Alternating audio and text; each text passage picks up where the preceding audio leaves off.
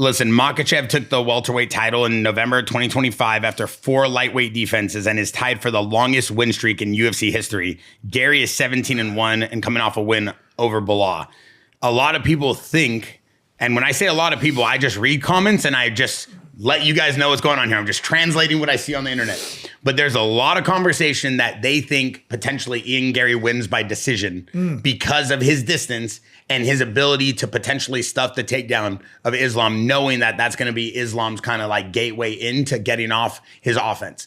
I'll start with you, John Paul. What do you think is going to happen with the Ian Garry and the Islam Makhachev fight? I think it's a possibility. I think if there's anybody who can kind of solve that puzzle, it's Ian. He has that mental approach to fighting. I'm not like the biggest Ian Garry fan, but I have to give him his flowers when it comes to his mental approach to the game plan and to the fight.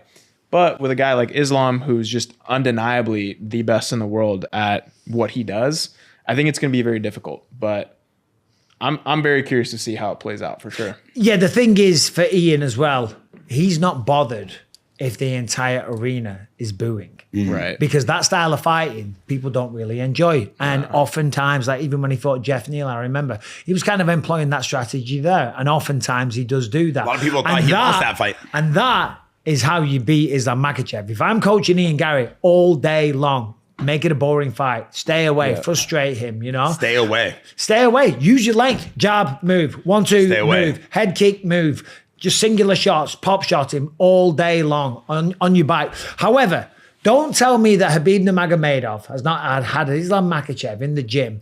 I guarantee you can find some lanky strikers in Russia. You know what I mean? Get them in the gym, cut off the cage. Because all it's going to take is one clinch.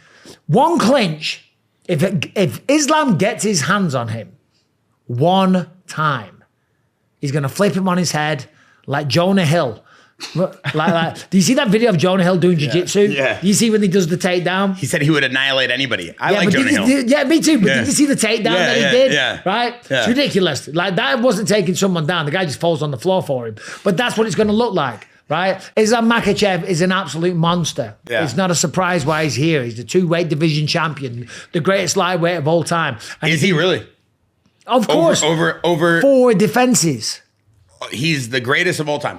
He is, on paper, the most highly accredited, successful champion that the UFC has ever had. No one's had 4 title defenses. So I understand that, but you wouldn't put Khabib over Islam? Strength of schedule, more title defenses against bigger names, tougher competition, and a different era. You know, I'm not shitting on Khabib.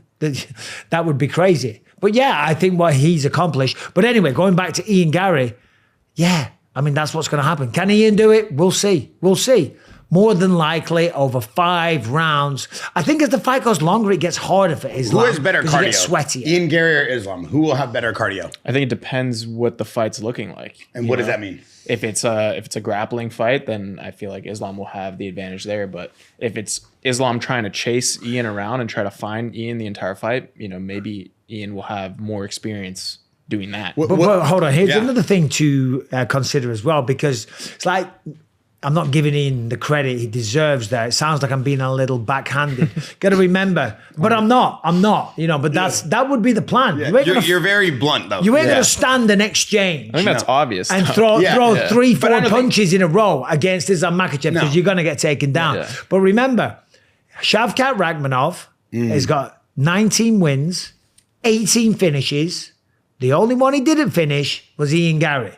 And that fight ended with Ian Garry taking his back and threatening the rear naked choke. So you get, you know. Yeah. Talk about a guy who doesn't get talked about a lot and who's had the toughest 2 years. Shavkat is just, and then he gets hurt and he comes back. I saw a whole thing of everything that potentially went down with him. And I was just like, dude, what a year. He just keeps hurting that same knee, I think it is, right? The knee.